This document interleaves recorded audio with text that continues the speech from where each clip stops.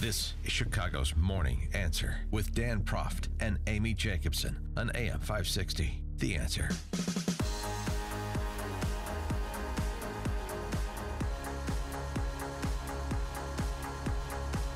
Good morning, Dan and Amy. We talked about this op-ed yesterday a little bit. John Lott Jr. has proposed this idea comparing constitutional rights, your right to self-protection, your Second Amendment right, right to vote, and the half a dozen amendments that govern Americans' right to vote. And he said, well, if background checks for gun purchases are acceptable, really across the partisan spectrum, then why not a background check for voting? He distills that argument, which we'll get to in a second, and it couldn't be more relevant at the local level. Remember, we're talking about federal elections, the right to vote, because elections are mainly state and local issues, matters. So there's a law that prohibits non-citizens from voting at the federal law level that's been enforced for 2 decades. But at the local level, you have half a dozen or so hamlets that allow non-citizens to vote in various elections. And yesterday, College Park, Maryland, which is the hometown of the University of Maryland, the city council there in College Park approved the allowance of non-citizens to vote in municipal elections in College Park, joining half a dozen other towns just in Maryland, allowing legal permanent residents and undocumented immigrants to vote in municipal elections. Is that coming to a hamlet near us? Perhaps a bigger one than College Park, given the increasing intensity around immigration law in this country with DACA and DAPA and border security. I think most people don't know that there are a handful of communities around the country that allow non-citizens and undocumented people here illegally to vote. Local and state issue are these elections. Something that bears consideration in Illinois since we just recently became a sanctuary state, don't you think?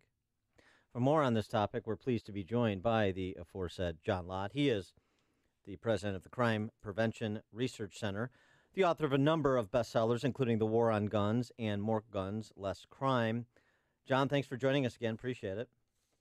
Oh, it's great to talk to you again. Thanks for having me on. So the op-ed that you penned for the Tribune, you make out the case that I just suggested kind of at a top-line level, but give us the logic of applying the gun background check to voting.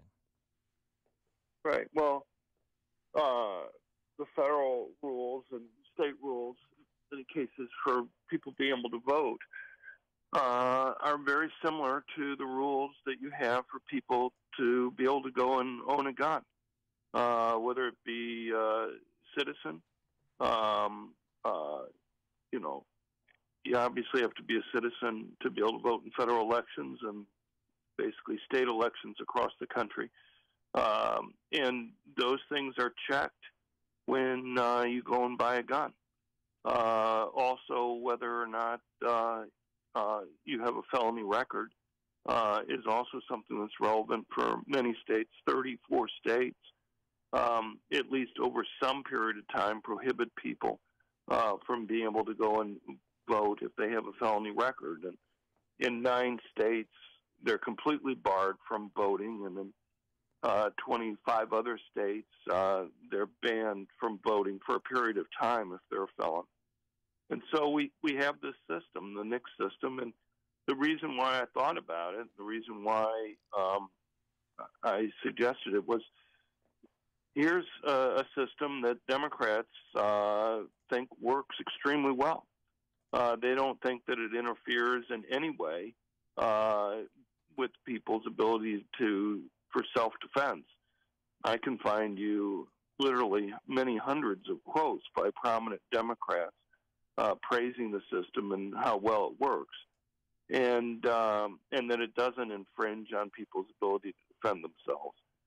And so if they really believe that, then I thought maybe it might serve as a compromise way to go and deal with concerns that Republicans have about people who aren't eligible to voting in this country. Have any Democrats embraced your idea about background voting checks?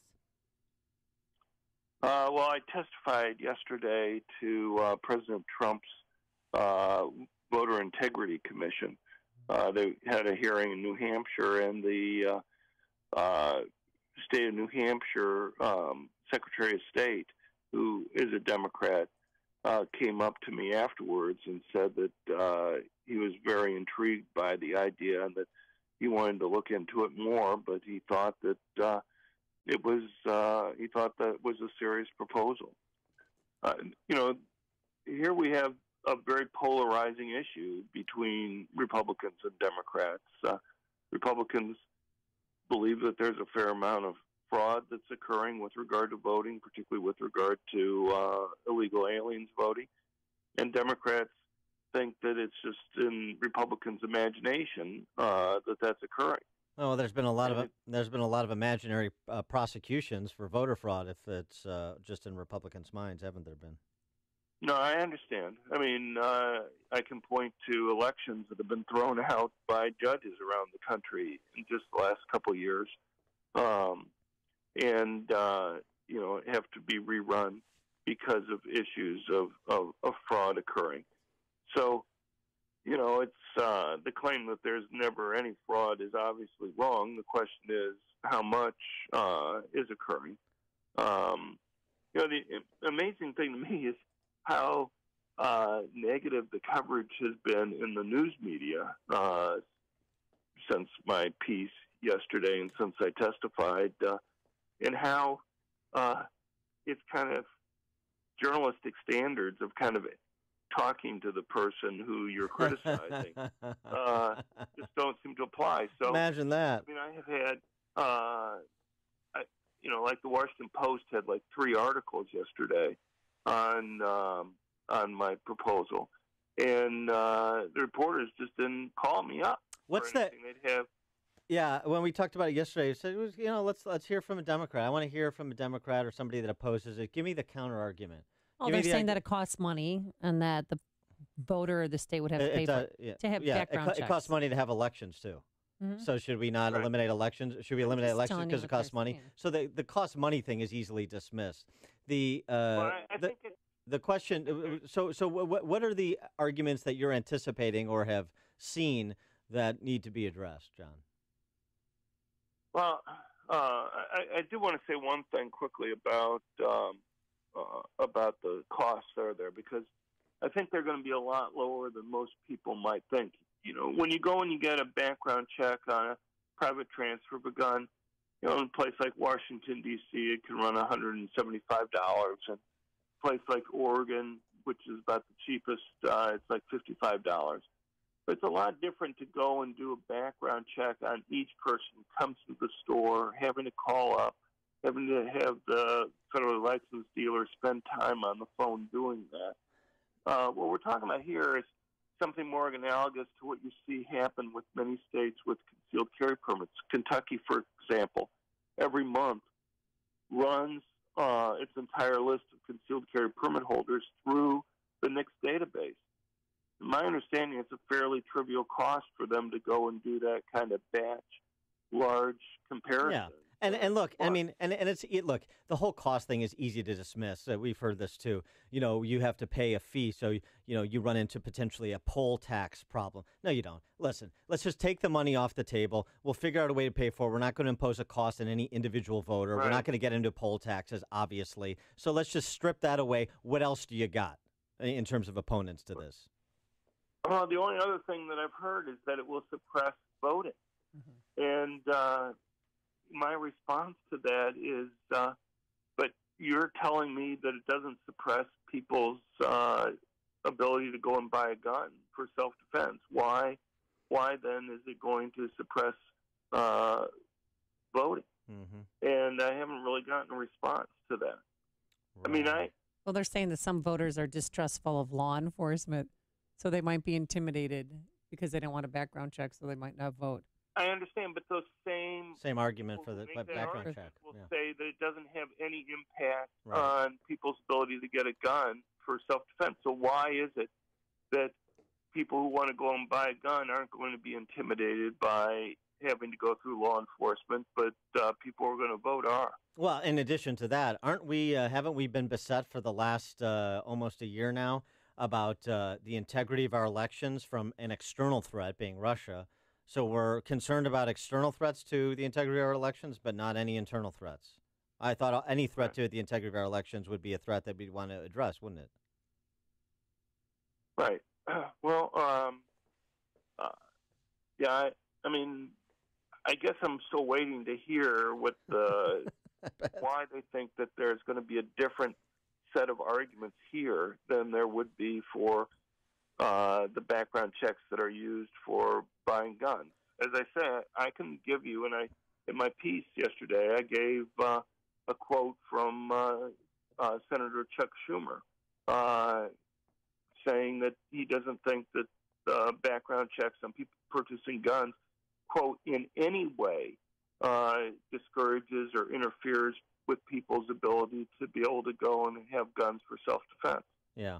So I don't know. I mean, Amy, could you elaborate on why you think that there's a different effect there? Why they would go and be so categorical that it has absolutely no effect on people's ability to go and obtain a gun for self-defense, but it would somehow on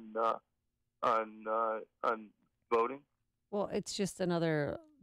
I'm just reading what some Democrats had said that oppose this. Yeah. Because they're just saying that would be, they don't want a background check. They don't want maybe. Gee, I wonder why that. I don't know why they don't want a background check. Yeah, John, I think you're going to be something to hide. I think you're going to be waiting for a substantive response that undermines the comparison that you offer for some time to come, because the Democrats can't be honest. Those who oppose this can't be honest about why they oppose it, and we know why they oppose it. This is not that complicated. I mean, the other thing that's kind of shocked me is also the amount of anger. I mean, I can't tell you. I sometimes get calls after op-eds or whatever run, but I literally got I don't know, maybe 24 phone calls yesterday where people were calling up and yelling and screaming on the phone. Really? When because of the piece that I ran. Mm-hmm. And the testimony that I gave yesterday. He is John. I'm sorry. Go ahead. No, go ahead. I just we gotta jump. Unfortunately, John Lott Jr., president of the Crime Prevention Center, author of "The War on Guns" and "More Guns, Less Crime." You can check out his latest piece at ChicagoTribune.com. That's generating those spirited phone calls. Apply background checks for gun purchases to voting. John Lott Jr., thanks so much for joining us. Appreciate it. Great talking to you again. Thanks. And he joined us on our turnkey.pro answer line.